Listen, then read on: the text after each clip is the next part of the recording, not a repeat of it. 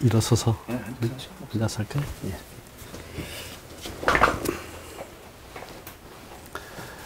오늘 아주 특별한 안식일입니다. 오면서 마음이 설레었습니다. 우리 임재현 집사님 네 분, 그리고 또 이렇게 가족들 만날 수 있게 되어서 하나님께 감사드립니다. 우리 교회는, 산수육교회는 아낌없이 주는 교회입니다. 바로 이 아낌없이 주는 교회에 말씀 주고, 또 이 말씀을 통해서 말씀을 받게 되면 사람이 달라지죠. 생활에 위대한 변화가 일어납니다. 또 그 같은 변화가 있는 분들을 돕는 그 같은 일들도 합니다. 우리 임재현 집사님, 정말 그와 같은 선한 마음을 갖고 이렇게 오신 것을 진심으로 환영합니다. 아멘. 아낌없이 주는 것. 저는 요즘에 설교를 하러 오면 보통 어느 책에서 설교를 했나요, 제가? 시편. 시편을 많이 했죠? 네. 시편을 주로 했어요. 근데 임재현 집사님이 온다고 하니까 이 가족을 위해서 함께 나눌 수 있는 좋은 선물이 없을까 생각하던 도중에 아낌없이 주는 그 하나님의 사랑을 보여주는 요한복음 3장 16절, 17절의 말씀을 준비했습니다. 바로 복음 예수입니다. 자, 우리 요한복음 3장 16절, 17절 함께 읽도록 하겠습니다. 하나님이 시작. 하나님이 세상을 이처럼 사랑하사 독생자를 주셨으니 이는 저를 믿는 자마다 멸망치 않고 영생을 얻게 하려 하십니다. 하나님이 그 아들을 세상에 보내신 것은 세상을 심판하려 하심이 아니요 그로 말미암아 세상이 구원을 받게 하려 하심이라.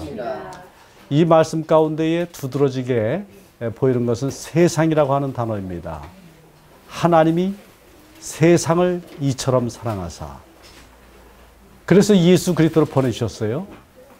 예수 그리스도를 통해서 세상에 대해서 하시려는 일이 무엇인가? 그것을 한마디로 이야기하면 구원입니다. 자, 그렇다면 이것은 예수님이 이 땅에 오신 것은 우리들을 향해서 주신 하나님의 위대한 복음입니다. 요한복음 3장 16절로 17절은 성경의 복음을 요약하고 있는 말씀입니다. 자, 그렇다면 이 복음이란 무엇인가? 예수님께서 오셨을 때의 그 복음, 이 복음을 아주 간략하게 요약해 놓은 말씀이 있는데 그것이 바로 마가복음입니다. 마가복음 1장 14절로 15절에 요한이 잡힌 후 예수께서 갈릴리에 오셔서 하나님의 복음을 전파하여 이르시되 때가 찼고 하나님의 나라가 가까이 왔으니 회개하고 복음을 믿으라. 회개하고 복음을 믿으라. 지금 이 복음의 말씀, 복음으로 초청하시는 예수님의 말씀은 회개하고 복음을 믿으라 였습니다. 자, 그러면 회개하고 복음을 믿어야 할 그 근거가 무엇일까요? 바로 첫 번째는 때가 찼고 했습니다. 이가 때가 찼고라고 하는 그 말씀은 우리 New Revised Standard Version NRSV에 그 시간이 성취되었다, 때가 성취되었다라고 하는 말입니다. 때가 성취되었다라고 하는 것은 이미 그 앞에 예언된 시간이 있었다는 얘기입니다. 예고되었다는 것입니다. 예수 그리스도는 어느 날 갑자기 이 땅에 오셔서 돌아가신 분이 아닙니다. 예수 그리스도는 사람이 범죄한 다음에 여자의 후손을 약속하실 때에 이미 에덴 동산에서 약속되신 분입니다. 그리고 또한 예수 그리스도는 임마누엘로 이 땅에 오시기로 이사야 7장 14절에 약속되신 분입니다. 근데 바로 이분이 이 땅에 오셔야 되는 그 시간을 다니엘을 통해서 우리들에게 주셨어요. 70일에 대한 예언을 통해서 우리들에게 주셨습니다. 바로 이 때가 찼을 때에 예수 그리스도께서 이 땅에 오셨습니다. 자, 예수 그리스도께서 오셔서 특별한 시대가 되었습니다. 하나님의 나라가 가까이 왔다. 하나님의 나라에 대한 메시지를 이야기하고 있어요. 하나님의 나라, 나라는 것은 킹덤 오브 갓, 하나님의 왕국입니다. 하나님께서 준비해 놓으신 그 왕국, 그것은 에덴 시대로부터 우리들에게 약속되어 있는 것입니다. 바로 인류가 그토록 바랐던 그 메시아 왕국이 예수님의 오심으로 시작이 되었습니다. 이제 오랫동안 기다렸던 그 예수님이 오셨는데 왕국에는 왕이 있어야 됩니다. 하나님께서는 성경에 그 왕족으로 오시는 그 예수님의 가문을 정해 놓으셨는데 그것이 바로 다윗 왕가입니다. 다윗 왕가가 망한 다음에 참 다윗이신 예수 그리스도께서 오셨어요. 예수 그리스도 안에서 하나님의 나라가 임하였습니다. 자, 그렇기 때문에 우리가 성경을 보게 되면 성경은 신약과 구약 이렇게 두 부분으로 나눠져 있는데 구약 시대가 가고 신약 시대가 되었을 때 맨 처음 책, 신약의 첫 책인 마태복음은 아브라함과 다윗의 자손 예수 그리스도의 계보라라고 말을 했습니다. 마태가 마음속에 갖고 있었던 가장 커다란 부담은 사람들에게 기다렸던 메시아 왕이 오셨다. 그 왕 대신 예수 그리스도를 소개하는 것이었습니다. 이 메시아이신 그 예수 그리스도의 소개하는 예수 그리스도를 소개하는 그 장면이 다름 아닌 마태복음 3장 16절과 17절의 말씀입니다. 예수께서 침례를 받으시고 곧 물에서 올라오실새 하늘이 열리고 하나님의 성령이 비둘기같이 내려 자기 위에 임하심을 보더니 하늘로부터 소리가 있어 말씀하시되 이는 내 사랑하는 아들이요 내 기뻐하는 자라. 예수님이 공생애를 시작하셨습니다. 침례를 받으심으로 공생애를 시작하셨는데 이렇게 물속에서 올라올 때에 하나님께서 위로부터 성령님을 보내주셨고 하나님께서 말씀하셨습니다. 이는 내 사랑하는 아들이요 내 기뻐하는 자라. 아드님을 우리들에게 선물로 주신 것입니다. 바로 이 아드님을 선물로 주셨는데 여기 내 기뻐하는 자라라고 하는 이 말씀을 우리는 주목해 볼 필요가 있어요. 내 사랑하는 아들, 내 기뻐하는 자, 이 말씀은 그냥 주어진 말씀이 아니라 이미 성경 가운데 약속되어 있었던 하나님의 그 위대한 종에 대한 이야기입니다. 400년간 구약시대가 가고 말라기를 끝으로 해서 목소리가 하나님의 음성이 들려오지 않았어요. 근데 그 400년간의 침묵을 깨고 이는 내 사랑하는 아들이요 내 기뻐하는 자다라고 하는 말씀을 주셨습니다. 바로 성령을 통해서 예수 그리스도께서 기름 부음을 받으시고 봉사하시게 되는데 하나님의 기름 부음을 받고 봉사하시게 될 그분에 대해서 이사야 선지자가 이야기했습니다. 바로 이사야서에는 하나님의 종이신 예수 그리스도에 대해서 이야기하고 있는 하나님의 종에 대한 노래가 4개가 나옵니다. 근데 그 4개의 노래 중에 첫 번째 노래 가운데에 오늘 이는 내 사랑하는 아들이요 내 기뻐하는 자라라고 하는 말씀이 있어요. 내 기뻐하는 자. 42장 1절에 내가 붙드는 나의 종 내 마음에 기뻐하는 자. 바로 이 기뻐하는 자. 하나님의 뜻을 이루는 그 하나님의 기뻐하는 자로 예수님께서 오셨어요. 자, 근데 이사야는 하나님의 이 복음이 예수 그리스도를 통해서 하나님의 종을 통해서 모든 민족이 구원받도록 정해 놓으셨습니다. 바로 모든 민족을 위한 복음을 이야기하고 있습니다. 내가 택한 사람을 보라. 내가 나의 영을 하나님의 성령을 그에게 주었은즉 그가 이방의 정의를 베풀리라.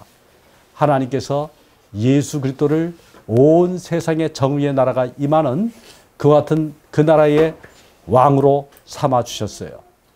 이 정의의 나라의 특징입니다.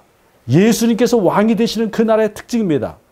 나 여호와가 의로 너를 불렀은즉 6절로 7절에 내가 내 손을 잡아 너를 보호하며 너를 세워 백성의 언약과 이방의 빛이 되게 하리니.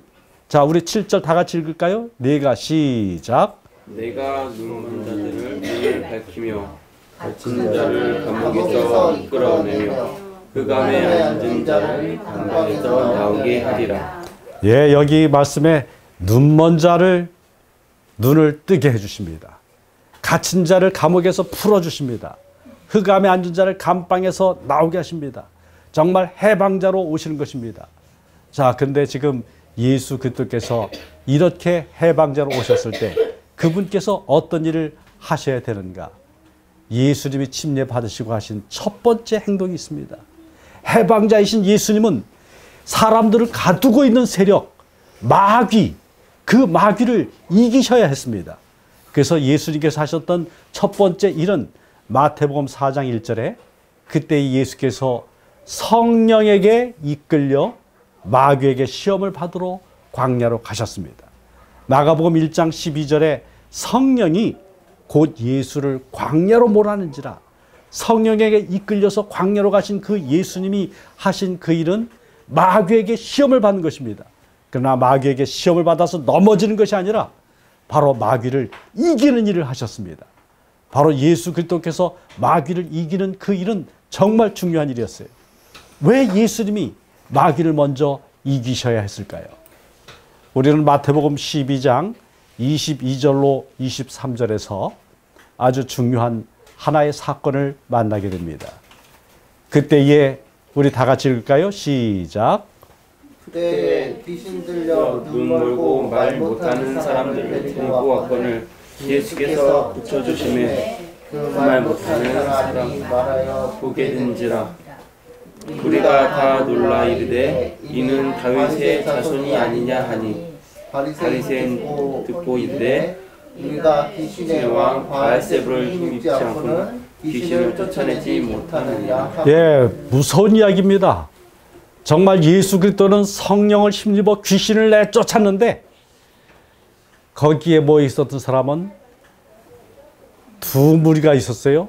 한 무리는 다윗의 자손이 아니냐, 우리가 기다렸던 그 메시아 왕이 아니냐, 이렇게 예수님을 받아들인 사람이 있고, 또 한 무리는 정말 잘 배웠다고 하는 사람들입니다.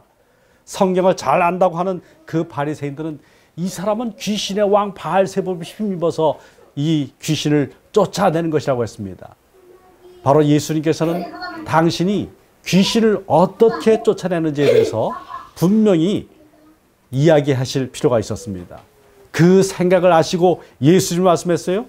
스스로 분쟁하는 나라마다 황폐해지고 스스로 싸우고 있으면 그 동네든지 집이든지 다 무너질 수밖에 없습니다. 그런데 만일 사탄을 쫓아내면 스스로 분쟁하는 것이 아니냐, 그리하고야 어떻게 그의 나라가 서겠느냐. 자, 여기 27절의 말씀 참 중요합니다. 내가 바알세불을 힘입어서 귀신을 쫓아내면 너희 아들들은 누구를 힘입어 쫓아내느냐. 그러므로 그들이 너희의 재판관이 되리라. 그리고 복음 중에 복음의 말씀을 선포해 주셨습니다. 자, 우리 다 같이 읽겠습니다. 시작. 그러나 내가 하나님의 성령을 힘입어 귀신을 쫓아내는 것이면 하나님의 나라가 이미 너희에게 임하였느니라. 예, 성령을 힘입어 하나님의 성령의 능력으로 일하시는 예수님입니다. 성령의 기름 부음 받으신 예수님입니다. 바로 그 예수님이 귀신을 쫓아내셨습니다. 성령을 통해서 예수님께서 봉사하셨을 때에 예수님은 하나님의 나라가 이미 너희에게 임하였느니라. 바로 하나님의 나라가 이미 너희 속에 있다라고 말씀하신 것입니다. 우리는 지금 예수 그리스도를 통해서 색다른 세계 속에 들어왔습니다. 바로 하나님의 나라의 백성이 된 것이고 하나님의 나라의 사람으로 살아가고 있는 것입니다. 하나님의 나라의 사람은 마귀의 나라 사람과 구별이 돼요. 바로 사탄의 왕국에서 큰 구원을 얻었습니다. 이제 사탄과는 더 이상 가까이 하면서 살 수가 없습니다. 하나님을 주님으로 섬기고 하나님께서 보여주신 그 뜻대로 우리는 순종하는 삶을 살게 됩니다. 사단이 여태껏 통치했었던 곳에 하나님의 통치가 이루어졌습니다. 이제 예수 그리스도께서 왕이 되시는 그 나라에 우리가 살고 있는 것입니다. 자, 그렇다면 예수님이 사탄을 쫓아내셨는데 사탄을 쫓아내신 이유가 있어요. 사탄을 쫓아내신 그 예수님은 바로 우리들에게 사탄 귀신을 쫓아낼 만큼 권능이 있으신 분이잖아요. 능력이 있으신 분이잖아요. 그런데 그 능력을 예수님은 어디에다가 사용하시는가? 여기 하나님의 말씀을 보게 되면 마가복음에 그렇게 나와 있습니다. 2장 5절에 여기에 중풍병 걸린 사람이 있어요. 혼자 스스로 주님께 나올 수가 없어요. 예수님에 대한 소식을 들었습니다. 그때에 그를 아는 사람들이 그 침대에 그를 눕힌 채 예수님에게 데리고 왔어요. 이 예수님께 나갈 길이 막혀 있는 것을 보고 지붕을 뚫고 지붕 아래로 예수님 앞에 내려 보냈습니다. 이 지붕 뚫는 소리, 그 소리가 요란했을 거예요. 많은 사람들이 지금 어떤 일이 있나 하고 주목했을 것입니다. 그런데 예수님은 이 중풍병자를 보자마자 하신 말씀입니다. 작은 자야, 소자야, 내 죄사함을 받았느니라. 바로 예수 그리스도께서 정말 이 사람의 마음에 진정한 갈망을 아셨습니다. 이 사람은 마음속에 정말 죄 용서받기를 원하는 그 같은 갈망을 갖고 있었어요. 자신의 육체가 온전케 되는 것뿐만이 아니라 용서받는 것을 원했습니다. 그때 예수님께서 내 죄사함을 받았느니라 했습니다. 죄와 죄책감으로부터의 해방을 우리 주님께서는 보신 것입니다. 예수 그리스도께서 하시는 최우선적인 봉사는 죄인을 구원하신 것입니다. 죄로부터 건져주신 것입니다. 용서는 예수님께서 주실 수 있는 최고의 선물입니다. 용서가 모든 것들을 풀어줄 수 있는 해결책의 근원이 됩니다. 왜냐하면 용서는 우리가 하나님의 용납을 확신했기 때문에 하나님이 나를 받아주신다 이렇게 확신하는 그곳에서부터 회복이 시작됩니다. 예수님께서 그래서 이 땅에서 맨 마지막 사람들의 모든 죄를 짊어지시고 예수님께서 통곡하셨을 때에 예수님께서 십자가에서 외치셨을 때에 나의 하나님 나의 하나님 어찌하여 나를 버리십니까? 라고 외쳤습니다. 죄가 그렇게 했습니다. 바로 죄로부터 온전히 용서받는 것은 하나님께로부터 용납받았다는 것을 의미하는 것이고 이와 같은 용납, 하나님께서 나를 받아주셨다라고 하는 그 기초 위에서 우리 마음속에 양심의 평화가 옵니다. 그리고 우리는 정말 하나님을 위해서 그리고 다른 사람을 위해서 살 그 같은 용기를 갖고 또한 기쁨으로 봉사하며 사는 사람이 됩니다. 자, 그런데 문제가 있어요. 우리는 지금 예수님을 당연하게 죄를 용서해 주신 분으로 받아들이고 있지만 그 시대의 사람들은 예수님을 모두가 그렇게 받아들이지는 않았습니다. 이 사람이 어찌 이렇게 말하는가? 신성모독이로다. 오직 하나님 한 분 외에는 누가 능히 죄를 사하겠느냐? 이렇게 말하는 사람들이 있었습니다. 맞습니다. 서기관들은 이 점에 있어서 맞습니다. 하나님만이 죄를 용서하실 수 있는 분입니다. 이렇게 하나님이 죄를 용서해 주신다는 것, 죄 용서하기를 원하신다는 것을 우리 하나님의 말씀 구약성경 이사야서는 말합니다. 자, 이사야서 43장 25절에 단순한 죄 용서가 아니에요. 단순한 죄 용서가 아니에요. 자, 우리 같이 읽겠습니다. 이사야 43장 25절. 다 같이 시작. 나 곧 나는 나를 위하여 내 허물을 도말하는 자니 내 죄를 기억하지 아니하리라. 예, 내 허물을 도말하는 자니 죄를 도말해 주신 것입니다. 죄를 전혀 짓지 아니한 것처럼 완전히 없애 주신 것입니다. 그것은 용서 이상의 것입니다. 죄를 어떻게 하면 없앨 수 있겠습니까? 우리 죄인은 아무리 정결하게 살려고 노력한다고 해도 사실은 죄인입니다. 유리창에 우리 거울이라든지 이와 같은 때가 좀 더럽지요? 그렇게 더러울 때 그것을 깨끗하게 하겠다고 손을 가지고 자꾸 밀어보세요. 어떻게 됩니까? 점점 더 더럽혀지는 것을 보실 수가 있었을 것입니다. 바로 여기 밀면 밀수록 뭔가 하면 할수록 더 더럽습니다. 바로 이 근본이 바뀌어야 됩니다. 사람이 바뀌어야 됩니다. 죄를 도말하는 그 일에는 하나님이 죄 짓지 아니하는 사람으로 우리를 만들어 주신 일이 필요해요. 바로 우리가 하나님을 통하여 죄 용서 받을 뿐만 아니라 죄를 짓지 아니하는 사람으로 변화되는 것이 죄를 완전하게 극복하는 최선책이 됩니다. 죄를 효과적으로 끝내는 것입니다. 바로 이와 같이 죄를 없애는 그 일은 언제 이루어질까요? 우리 이와 같은 죄를 없애는 그 일과 관련해서 우리 시편 가운데는 시편 32편 5절 이렇게 말하고 있습니다.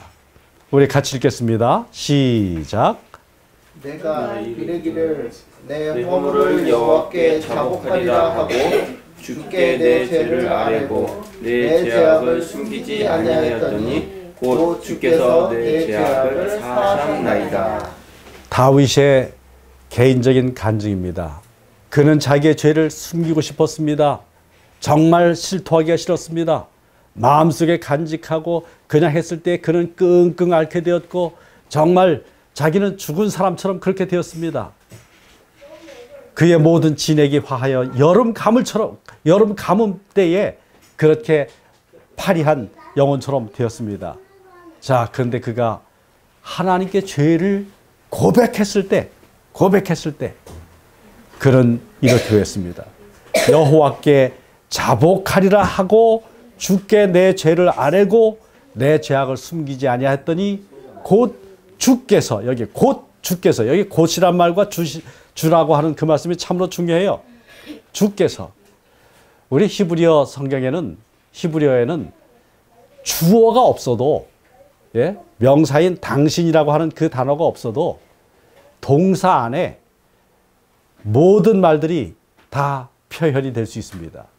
일부러 거기에 당신이라고 하는, 주님이라고 하는 그 단어를 집어넣게 되면 그것은 그 주님을 강조하는 말입니다. 하나님이 용서를 해주시는 그 같은 분인 줄 알고 하나님이 너그럽게 받아주시는 분인 줄 알았더라면 지체하지 않았을 거예요. 정말 자기 자신의 있는 모습 그대로 하나님께 나아갔을 것입니다. 그런데 여기 히브리어 본문 가운데는 당신이라고 하는 말, 여기 주님이라고 하는 그 단어 대신에 사실은 주님이라고 하는 그 단어는 조금 먼 듯이 느껴지는 단어지만 우리 한글은, 히브리어 성경은 당신, 유라고 하는 말로 되어 있습니다. 바로 이렇게 아뢰자마자 하나님이 나오셔서 덥석 그 다윗을 받아주셔요. 그래서 이와 같이 용서해 주시는 그 주님에 대해서 아우구스티누스는 이렇게 말했습니다. 입술에서 음성이 발하여지기도 전에 상처가 치유가 된다. 우리를 아시고 우리를 받아주시고 우리를 온전히 회복시켜 주시는 그 아버지 하나님이 우리가 마음을 하나님께로 열기를 기다리고 계십니다. 자, 예수님은 죄를 용서하실 수 있는 권능을 가졌습니까? 바로 이것이 문제였습니다. 신성모독이로다. 저들은 그렇게 말했습니다. 자, 그런데 예수님이 당신이 죄도 용서해 주실 수 있는 분인 것을 사람들에게 보이셨어요. 중풍병자에게 내 죄사함을 받았느니라 하는 말과 일어나 내 상을 가지고 걸어가라 하는 말 중에 어느 것이 쉽겠느냐? 그러나 인자가 땅에서 죄를 사하는 권세가 있는 줄을 너희로 알게 하려 하더라 하시고 중풍병자에게 말씀하시되 내가 내게 이르노니 일어나 내 상을 가지고 집으로 가라 이렇게 말씀해 주셨습니다. 그가 일어나서 자기의 침상을 들고 나가게 될 때에 사람들은 하나님께 영광을 돌렸습니다. 그러면서 우리가 이런 일을 도무지 보지 못하였다. 예수 그리스도 외에는 이 세상에 죄를 용서해 주실 수 있는 분이 아무도 없습니다. 바로 예수 그리스도를 통해서 우리는 죄 용서 받을 뿐만이 아니라 우리들의 연약한 몸이 건강한 몸으로 변할 수 있습니다. 바로 우리들의 연약한 마음이 굳건한 마음으로 변할 수 있습니다. 우리가 보지 못하던 것들을 볼 수가 있습니다. 예수 그리스도를 통해서 우리는 온전한 사람, 하나님의 사람으로 변합니다. 예수님께서 기적적인 치유를 행해 주신 이유가 무엇일까요? 무엇보다 그곳에 있는 예수님을 믿는 사람들의 신자들의 마음에 믿음의 확신을 주시기 원했습니다.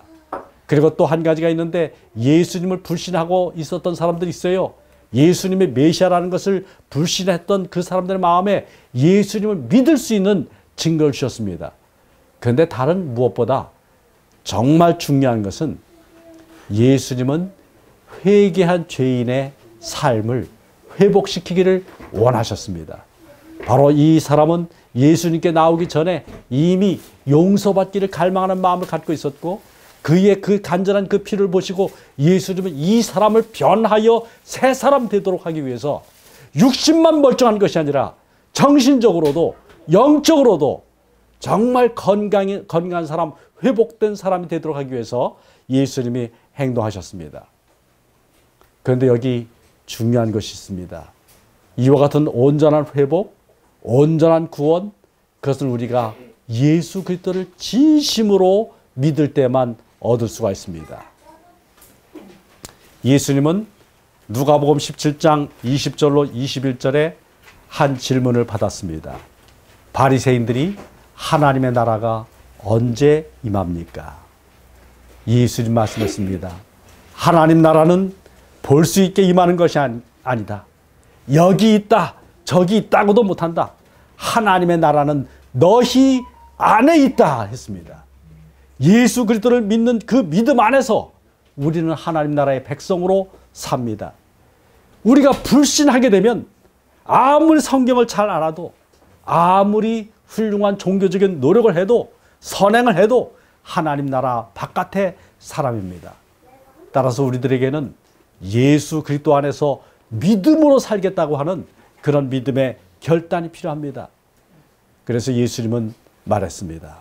누가복음 13장 24절에 그 바리새인들을 향해서 초청했습니다. 좁은 문으로 들어가기를 힘쓰라. 내가 너희에게 이르노니 들어가기를 구하여도 못하는 자가 많으리라. 좁은 문으로 들어가는 것입니다. 그 좁은 문은 무엇입니까? 나의 선행을 의지하는 것이 아니라 그리스도 예수의 공로를 의지하는 것이 바로 좁은 문입니다.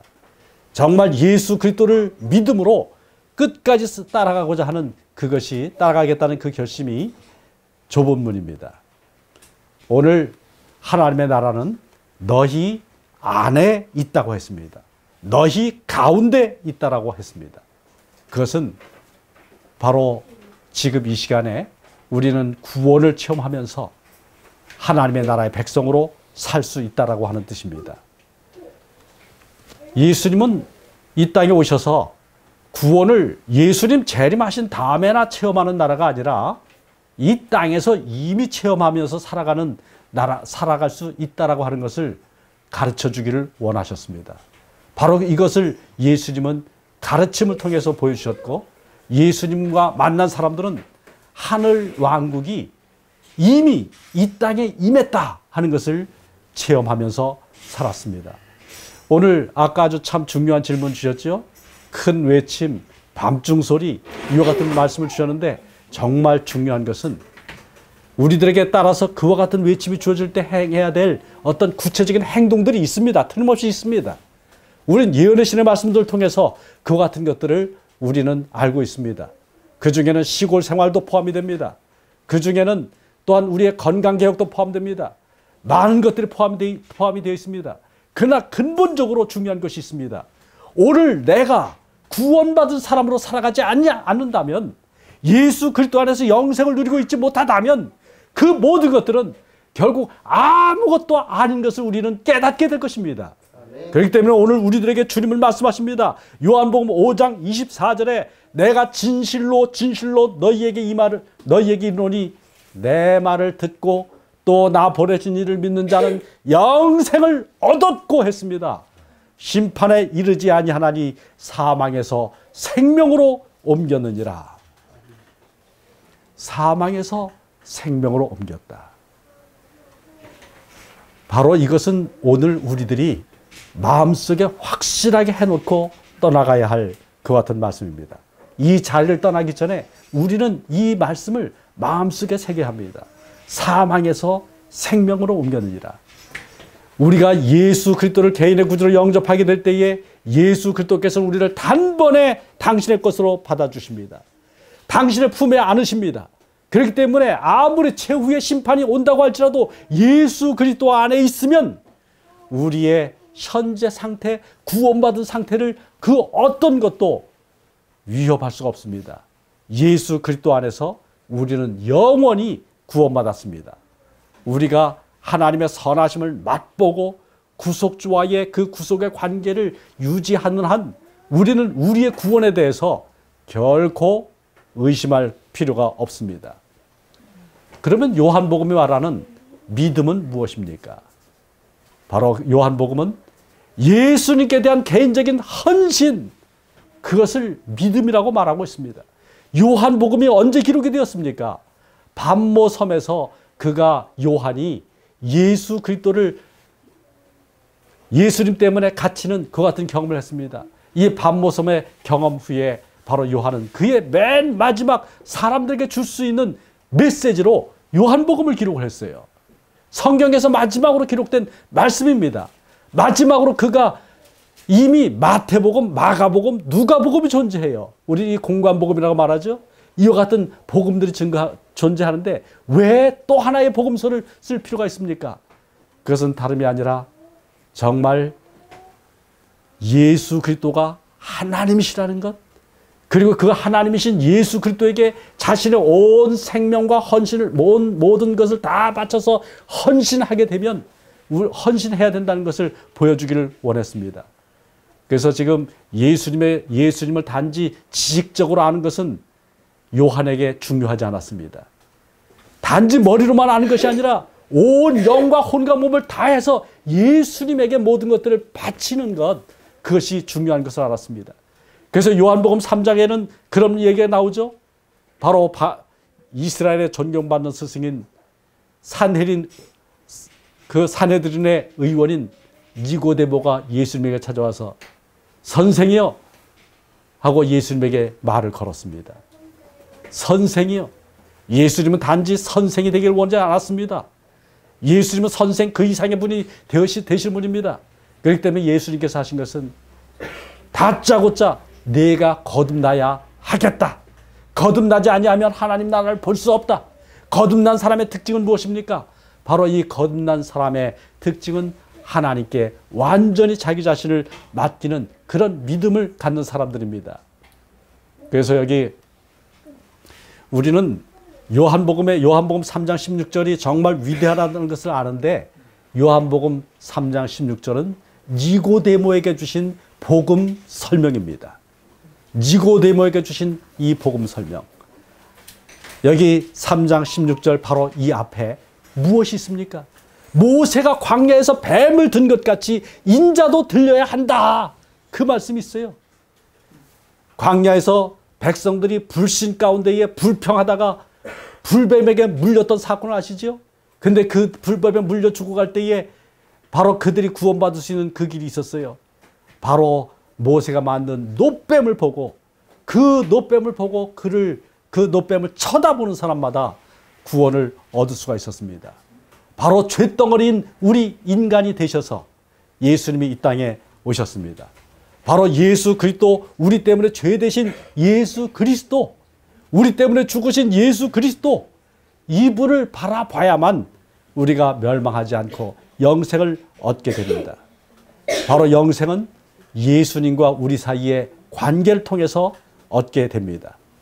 영생에 대한 이 확신은 창조주 하나님이 정말 은혜롭게 우리를 창조하셨을 뿐만 아니라 우리를 구원해 주신다라고 하는, 구속주가 되신다라고 하는 그런 확신 속에서만 우리가 영생의 확신을 가질 수가 있습니다.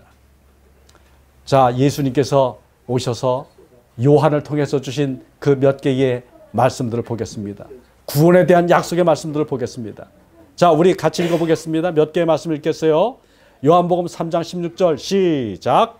하나님이 세상을 이처럼 사랑하사 독생자를 주셨으니 이는 저를 믿는 자마다 멸망치 않고 영생을 얻게 하려 하심이니라. 자, 3장 36절 시작. 아들을 믿는 자에게는 영생이 있고 아들에게 순종하지 아니하는 자는 영생을 보지 못하고 도리어 하나님의 진노가 그 위에 머물러 있느니라. 예, 믿음과 순종을 지금 같이 이야기하고 있어요. 아들을 믿는 사람은 영생이 있고 아들에게 순종하지 아니한 자는 영생을 보지 못한다.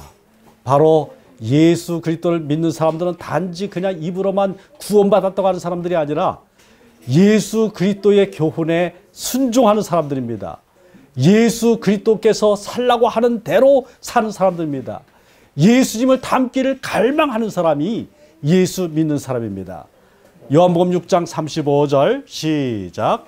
예수께서 이르시되 나는 생명의 떡이니 내게 오는 자는 결코 줄이지 아니할 터요 나를 믿는 자는 영원히 목마르지 아니하리라.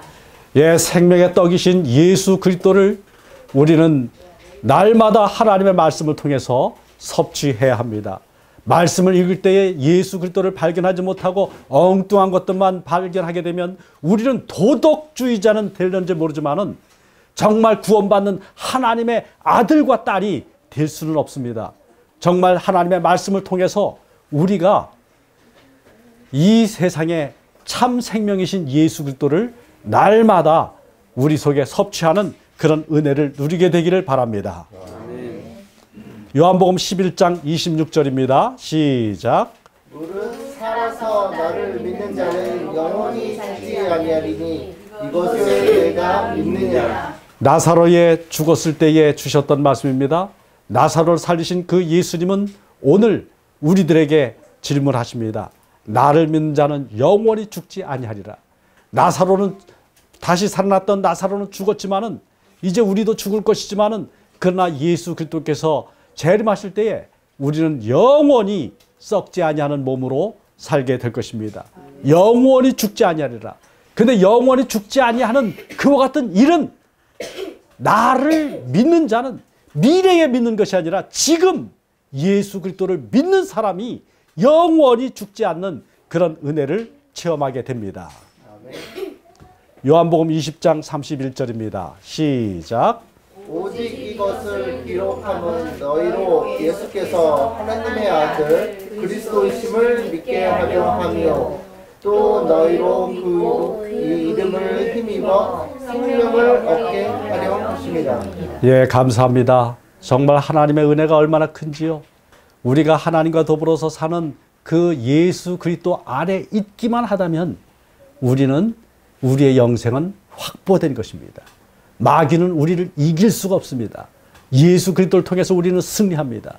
그래서 성경 가운데 정말 소중한 이 포도나무의 비유를 예수님께서는 주셨습니다. 나는 참 포도나무요 너희는 내 아버지는 농부다. 또 나는 포도나무요 너희는 가지다. 그가 내 안에 내가 그 안에 거하면 사람이 열매를 많이 맺나니 나를 떠나서는 너희가 아무것도 할 수 없다. 내가 아버지의 계명을 지켜 그의 사랑 안에 거하는 것 같이 너희도 내 계명을 지키면 내 사랑 안에 거하리라. 정말 포도나무이신 예수 그리스도에게 우리가 온전히 붙어있는 그 같은 사람들이 되기를 바랍니다. 이와 같은 놀라운 예수님과의 관계 속에 있게 될 때에 우리가 어떤 것을 경험하게 되는가. 시대 소망 324쪽은 말했습니다. 영혼이 그리스도께 굴복할 때에 새로운 능력이 새 마음을 점령한다. 사람이 스스로의 힘으로는 성취할 수 없는 변화가 일어난다. 그것은 인간의 본성에 초자연적인 요소를 가져다주는 불가사의한 역사이다. 그리스도께 굴복하는 영혼은 배역한 세상에서 그분께서 굳게 붙드시는 그분의 요새가 되며 바로 예수님께 굴복하게 될 때 예수 그리스도께서 우리 안에 들어오셔요. 우리 안에 들어와 계시는 그 예수 그리스도를 바깥에서 아무리 공격한다고 해도 이길 수가 없습니다. 난공불락입니다. 사탄이 결코 무너뜨릴 수 없는 그와 같은 하나님의 능력의 요새가 됩니다. 자, 그런데 오늘 주님께서 우리들에게 호소하고 있습니다. 우리들에게 주시는 호소입니다. 그러나 우리가 그리스도의 지배하심에 자신을 맡기지 않는다면 악한 자에게 지배당할 것이다. 이 말씀이 놀라운 말씀이에요. 우리는 일부러 타락하려고 애를 쓸 필요가 없습니다. 타락하려고 애를 쓰지 않아도 이 세상의 조류에 그냥 흘러가게 됩니다. 우리의 시선을 그리스도께 고정시키고 예수 그리스도를 순간마다 날마다 나의 구주로 모시는 그 일이 필요합니다. 흑암의 왕국의 통치를 받기 위해서 일부러 그것을 섬기기로 선택할 필요가 없어요. 빛의 왕국과 그리스도와의 관계를 맺는 그 일을 등한히 하면은 마귀는 들어오게 돼 있습니다. 오늘 우리들에게 주시는 말씀입니다. 우리가 하늘의 능력에 협력하지 않으면 사탄이 마음을 점령하여 자신의 거처로 삼을 것이다. 자, 이제 우리 다 같이 읽겠습니다. 악에 대한 시작. 악에 대한 유일한 방어는 그분의 의를 믿음으로써 그리스도께서 마음속에 내재하시는 것이다. 하나님과 산 연결을 맺지 않으면 우리는 결코 자아사랑과 자아방종과 죄에 대한 유혹의 부정한 영향에 대항할 수 없다. 예, 악에 대한 유일한 방어, 죄에 대한 유일한 방어, 그것은 예수 그리스도께서 우리 마음속에 내재하신 것입니다. 우리는 날마다 예수 그리스도를 나의 개인의 구주로 영접하고 예수 그리스도께서 내 안에서 당신의 삶을 살 수 있도록 우리 하나님께 우리 자신을 드려야 되겠습니다. 이 안식일, 이와 같은 하나님께 드리는 그 헌신을 통해서 참된 평화와 기쁨이 우리 모두에게 임하고 이와 같은 평화를 나눠주기 위해서 우리가 인디아든지 방글라데시든지 네팔이든지 정말 우리들의 힘이 닿는 모든 노력을 쏟아서 이와 같은 하나님의 평화를 나눠주는 그 일에 하나님께서 우리를 사용해 주시길 바랍니다. 우리 기도드리겠습니다. 아버지 하나님, 오늘 그리스도 예수를 우리들에게 보내주셔서 감사합니다. 예수님을 통하여 우리에게 새로운 삶이 주어졌고 이제 우리가 빛의 왕국에 속한 사람이 된 것을 감사합니다. 이제는 아버지 하나님의 사랑과 예수 그리스도의 은혜와 성령의 감동 감화하심이 우리와 함께 하셔서 우리가 거하고 우리가 만나고 또한 우리가 행하는 그 모든 일들 속에 하나님의 영원한 평강의 왕국이 임하기를 그리스도 예수 이름으로 간절히 축원하옵나이다. 아멘.